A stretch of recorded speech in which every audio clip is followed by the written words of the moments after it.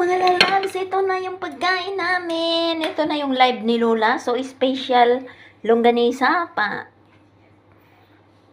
Pinoy Store yan. Sa Pinoy Store. So, ito na yung niluto kong croissant na tinago ko lang sa freezer. Ito na siya, guys. Ito na. At meron pa kong tirang dalawang longganisa. Sino may gusto dyan? Kasi tag-apat lang kami ni Lolo at meron kaming kunting radish. O, ayan. So, tara, let's eat na, guys. Ito ang para kay Lolo. Dalhin ko na kayo sa labas. Okay. Ito. Bukasan ko na muna ang pinto. Kasi, so, okay. Uy, nabuksan na. So, call your papa.